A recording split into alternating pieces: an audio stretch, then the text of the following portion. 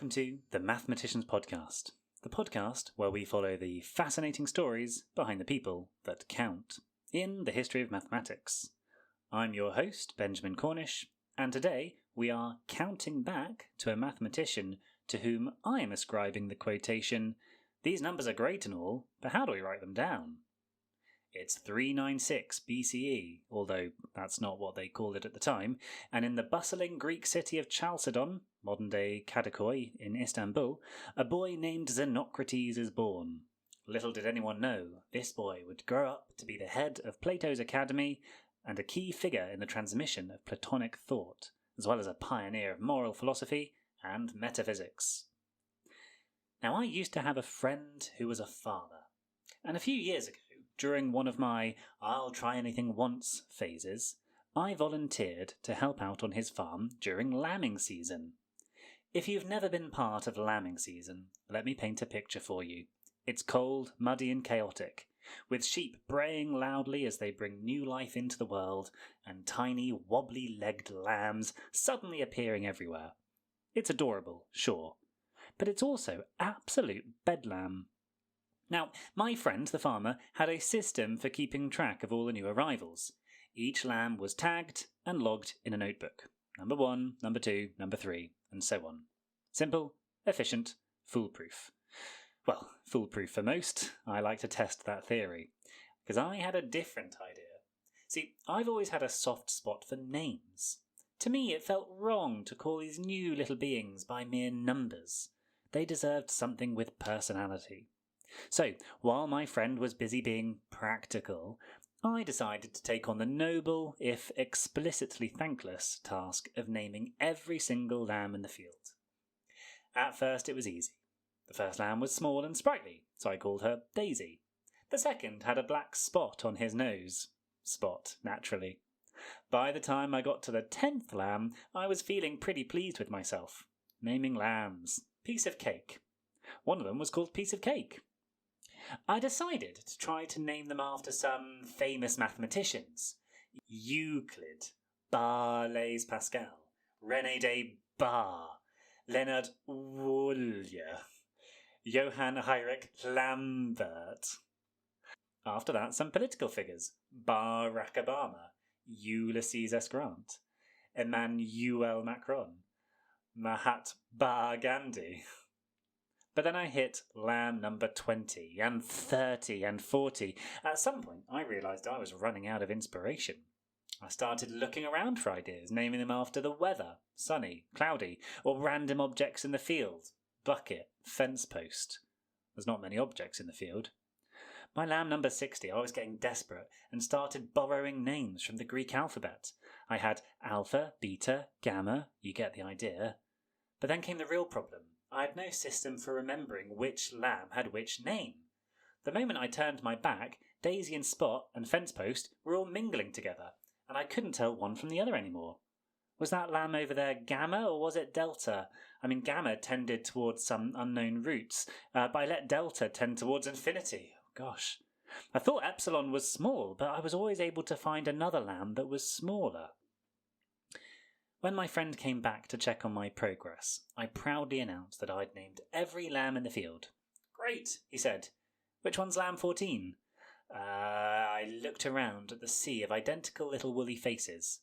"That's, Daisy. No, wait, that's Alpha, or maybe Gamma." He stared at me, incredulous. "You named all the lambs, but you don't know which one's which." "Well, they all kind of look the same," I admitted. My friend sighed and handed me the notebook. This is why we use numbers. Numbers don't forget. And he was right. Names are wonderful for giving things personality. But when you're dealing with a field full of identical lambs, or say, a system for recording thousands of data points, you need something reliable, a good system of counting. Like my friend's numbered tags. It doesn't just organise the chaos, it ensures you don't lose track of what matters. And that, dear listeners, brings us to today's topic, Xenocrates. Xenocrates was one of the early thinkers to grapple with the question of how to organise and classify knowledge, including numbers. His work reminds us of the power of systems, how they bring order to complexity, and how they help us keep track of things, whether it's lambs in a field, or abstract ideas in philosophy. So let's step into the world of ancient Greece and see how Xenocrates approached the problem of counting and classification. And no, I promise, he wasn't trying to name lambs. We know little about Xenocrates' early life, but like many great thinkers of his time, his intellectual journey began in Athens. He became one of Plato's students, and quickly distinguished himself with his disciplined, quiet nature. Unlike some of his peers, Xenocrates wasn't known for fiery debates or dramatic rhetoric. Instead, he earned Plato's respect through thoughtfulness and precision, qualities that would define his philosophy. It's said that Xenocrates was so serious that even his fellow students joked about it. One story goes that Plato compared him to a statue, remarking that he needed a touch of Athenian wit to balance his stoic demeanour. Despite this, his dedication to learning and virtue was unshakable. When Plato passed away, the Academy's leadership was handed to Speusippus, another of Plato's students. But upon Speusippus's death in 339 BCE, Xenocrates took the reins. His tenure as the scholarch, or head, of the Academy marked an era of consolidation and expansion. Xenocrates sought to systemize Plato's teachings, emphasizing the importance of ethics and metaphysics. He believed that philosophy wasn't just theoretical, it was a way of life. His moral philosophy revolved around the idea of achieving harmony in the soul through reason, which aligns with Platonic thought but carries a distinctive Xenocratean flavour. One of Xenocrates' lesser-known contributions lies in his fascination with the mathematical structures underlying reality, which was a hallmark of the Platonic school at this time. A fascination that extended even to language. He is said to have explored combinatorics in his quest to determine the possible set of syllables in the Greek language. This endeavour wasn't just linguistic, it reflected his broader interest in the unity of form and structure. Xenocrates likely saw language as a microcosm of the cosmos, where finite elements, letters and sounds, combine to create an infinite variety of expressions. This mirrors his metaphysical views on how simple principles can give rise to complex realities. His work hinted at an early understanding of the systematic potential of combinatorial logic, a theme that links with modern mathematical and computational theories. The term myriad is worth mentioning here. In Xenocrates' time, it represented the number 10,000, a concept both concrete and also symbolic. A myriad signified an immense quantity, and for Xenocrates, this notion encapsulated the vast possibilities of combining finite linguistic elements. His work on syllables aimed to enumerate these combinations systematically, a task akin to today's linguistic algorithms or programming techniques that analyse permutations and combinations. Imagine a modern classroom where students experiment with language by rearranging letters and symbols to form new words. This exercise mirrors Xenocrates' combinatorial studies. Teachers might ask, how many unique three-letter combinations can we create from a given set of letters? The answer lies in understanding the fundamental principles of combinatorics that Xenocrates explored centuries ago. Here, the principle used is multiplication, so 26 times 26 times 26 is approximately equal to 1.75 myriad. That is a three-letter word made up of the 26 letters of the English alphabet. One of my favourite exercises for students is to consider this rather unusual combinatorial problem. Consider a string of objects to be any pattern of those objects written consecutively. Consider a substring to be a part of that string. If given n objects, what's the largest string that can be written that does not contain any repeated consecutive substrings? Now that was a lot to read out. I tried to do it slowly. You might want to go back 30 seconds and listen to it again. But let's explore this with an example. If n is equal to 1, the longest string is length 1. So you might just say A. And there is only one way to say the letter A, such that there is no repeated substrings, because if I put another A after it, that would be AA, but a substring of that might be A, followed by a repeated substring of A again, so therefore it can't work. Okay, that was boring. Let's try it again. Let's say if n is equal to 2, so we have 2 objects, the longest string is now 3. We could have A, B, A. After the first A, we cannot have a second A, so we must select the B. Otherwise it would be a repeat. But then after we select the B, we cannot select B again, because that would give you a repeat, so it must be an A after that. And then after the second A, we cannot select another A, because that would give you a double A with a repeat. We also can't select a B, because then you'd have the repeated substring AB, AB. So we must be done with ABA. In combinations, much like in music, ABBA is unacceptable. Now, that problem is set. Students are invited to explore n is equal to 3. I'm going to read it out. ABA, CAB, CAC, BAB, CABA, CAB, CAC, BAC, ABAC, BAB, CAB, ACAB, CAC, BAB, CABA, CAB. This particular example has 48 characters. But there's also no necessity to stop there. I just stopped because I got bored. As far as I'm aware, there is no limit in how many ways you can arrange 3 items, so that you never have a repeated consecutive string. By examining such problems, students grasp how finite components can yield potentially infinite variations. Xenocrates' approach also links with coding and computer science. Consider a software algorithm generating passwords or analysing genetic sequences. These processes, much like his study of syllables, rely on understanding how discrete elements combine under specific rules.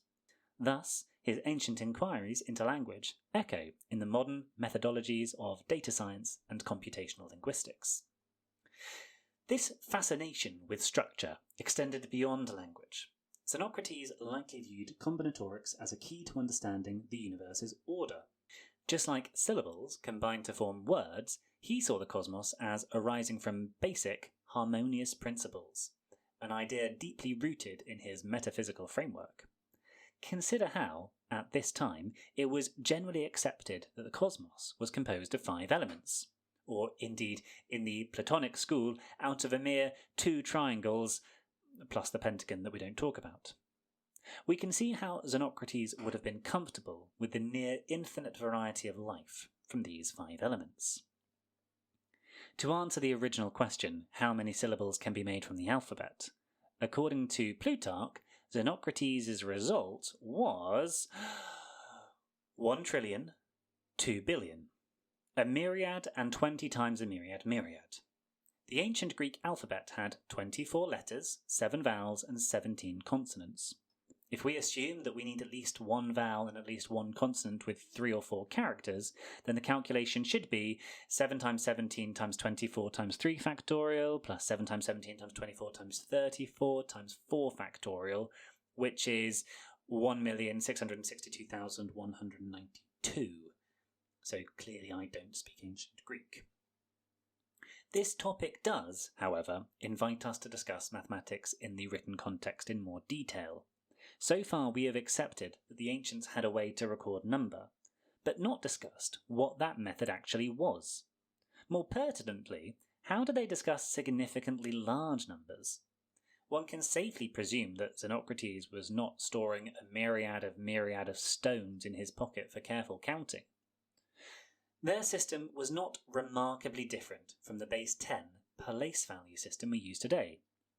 Instead of using distinct new symbols for each digit, the Greeks cleverly repurposed their own alphabet. Here's how it worked.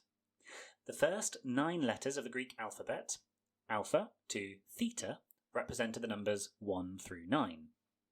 The next 9 letters, iota to copper, were used for the tens from 10 to 90. Finally, the last 9 letters, rho to sampi, stood for the hundreds, from 100 to 900. Whoa, hang on, Ben. You've made a mistake. You just said there are only 24 letters in the alphabet. Well, yes and no. In order to make the decimal system work, they needed 3 sets of 9 characters. So they borrowed some, like sampi, from earlier alphabetical scripts. With this system, any number up to 999 could be written as a combination of these letters. For example, the number 527 would be written as Phi Kappa Zeta. So Phi is 500, Kappa is 20, Zeta is 7. You might notice that this system is positional, but also has distinct characters for each value, in the ones, tens and hundreds. In order to reach a 10,000, or myriad, the capital mu was used, mu being akin to the letter M. You could then write a number above the mu as a multiple of 10,000. Although, confusingly, this sometimes represented a power of 10,000, and thus mu beta would be 100 million. Hang on, Ben, you've made another mistake. You've missed out the numbers from 999 to 10,000. Well, first off, I don't remember this being a show where heckling is invited. Perhaps you have joined me on Blue Sky at mathematicians-pod to write in these complaints. Secondly, not a mistake. In order to achieve the numbers 999 to 10,000, the Greeks reused the letters alpha to theta, but put a little tick mark next to it, dash alpha. This, of course, should not be confused with alpha dash, which is how they would have represented the subdivisions of the whole, that is, the fractions. Curiously enough, they did have a symbol for zero. It looked like a small empty circle, much like our own zero. However, it was exclusively used for data entry, where nothing was being recorded, perhaps in a table, in that there is a record of absence rather than an absence of record. This would have been in astronomical tables and such like. They did not use the value 0 as a placeholder in their numerical system, like we do now, simply because they did not need to. Similarly, 0 does not appear in algebraic equations because they don't come for another few hundred years. It's clear that number is an interesting concept, though not one owned by Xenocrates. So, to bring it back to his work, perhaps I could share with you his belief that the soul is a self-moving number. Central to Xenocrates' philosophy was his exploration of unity and multiplicity. He grappled with the relationship between the one and the many, seeing unity as the foundational principle of existence and multiplicity as its manifestation in the material world. For Xenocrates, unity represented the divine and eternal, a perfect, unchanging truth. Multiplicity, on the other hand, was tied to the physical and transient. He believed that true knowledge required reconciling these aspects, understanding how the multiplicity of forms in the physical world reflects the unity of higher metaphysical principles. This dual focus influenced his metaphysical and ethical teachings, emphasizing harmony between the spiritual and material realms. Xenocrates drew heavily on Platonic thought, where unity, or the one, was associated with the good, the source of all existence, and order in the cosmos. Multiplicity, by contrast, was seen as the necessary diversity that arose from the one, giving shape and substance to the material world. For Xenocrates, this dichotomy was not a contradiction, but a dynamic relationship. The one provided coherence and purpose, while the many allowed for the expression of complexity and individuality. Now, this was not simply poetry or spiritualism. Xenocrates was trying to understand the nature of mathematics itself. On what basis does his myriad of combinations stand? For Xenocrates, all maths stems from the one, both in terms of being created by God, in the image of God, or even God himself, but also all maths, by which we largely mean number, comes from the number 1 itself. Every number is simply a repeated instance of the number 1, or God, which has been extended by the necessary form of multiplicity. In his metaphysical explorations, Xenocrates argued that the physical world, despite its apparent chaos and variability, was underpinned by an inherent order stemming from unity. He believed that by studying the relationship and structures within multiplicity, one could glimpse the underlying unity that governed all existence. This belief was reflected in his emphasis on mathematics and geometry, disciplines that revealed the patterns and harmonies of the universe. Ethically, Xenocrates extended the principles of unity and multiplicity to the human soul. He viewed the soul as a microcosm of the cosmos, where reason represented unity and the passions represented multiplicity. To live virtuously, according to Xenocrates, one must bring these elements into harmony. This required using reason to align the soul with the divine unity, achieving a state of balance that mirrored the cosmic order. His views on unity and multiplicity also influenced his teaching on politics and society. Xenocrates believed that a well-ordered society mirrored the harmony of the cosmos. Just as unity and multiplicity coexisted in the universe, so too should individuality and collective purpose coexist in human communities. He advocated for a balance between personal freedoms and societal responsibilities, emphasizing the role of justice as the unifying principle that held communities together. Xenocrates' exploration of unity and multiplicity was not merely theoretical. It provided a framework for understanding the interplay of opposites, the reconciliation of differences, and the pursuit of harmony in all aspects of life.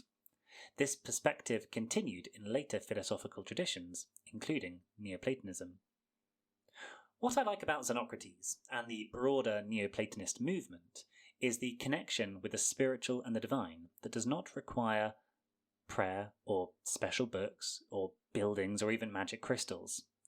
Instead, the divine permeates through the cosmos. It constructs number itself.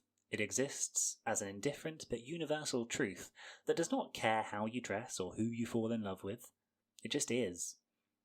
I've spoken about religion a few times, and will continue to do so, as generally I'm somewhat scathing about organised religions, having removed myself from a somewhat intense one, and if I'm honest, I'm even more scathing about disorganised spirituality, gods in the magnets, astrology and such like. But in truth, I find the arguments of the Neoplatonic God, the form of the one itself, and the construction of number, very compelling. Which is why I have indulged today in including Xenocrates as a mathematician, even though his contributions to maths was not so myriad. Well, that, and I really wanted to use the word myriad a few times, and it gave us a good opportunity to talk about numbers. On religion again. One of Xenocrates' most intriguing ideas was his tripartite division of reality: gods, humans, and the intermediate beings, what we might call spirits or demons. These intermediaries, he believed, played a key role in connecting the divine and human realms. This later influenced Neoplatonism and even early Christian thought. Personally, I can see the parallels to mathematical orthodoxy as well: numbers, humans, and applied mathematical models. Xenocrates also made strides in epistemology, categorizing knowledge into 3 levels: perception, opinion, and understanding, a framework I still use in my own classroom. His focus on the nature of the soul and the pursuit of virtue created a structure for later Hellenistic philosophies, including Stoicism and Epicureanism. But who was Xenocrates really? Contemporary accounts describe him as austere and deeply committed to moral integrity. One famous anecdote tells of Alexander the Great sending him a generous gift of money, which Xenocrates refused, saying, "I need nothing that wealth can buy." His commitment to virtue wasn't just theoretical, it was practical and unwavering.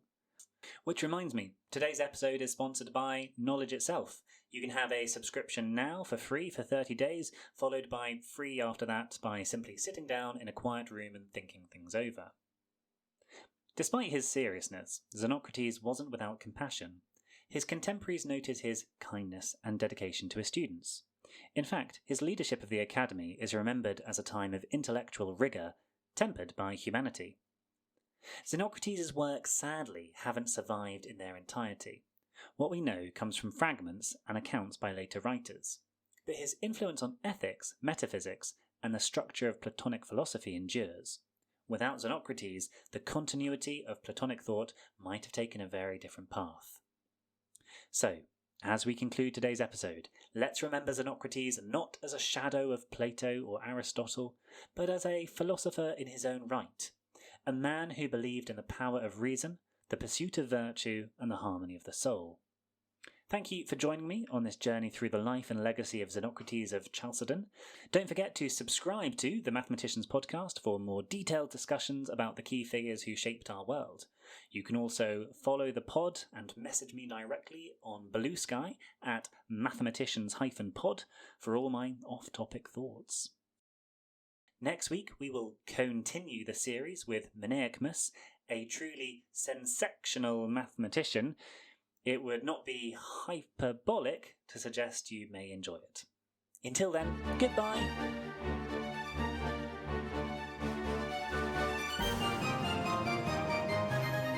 The music today is Danse, Macabre Finale by Kevin MacLeod. You can find more information in the show notes.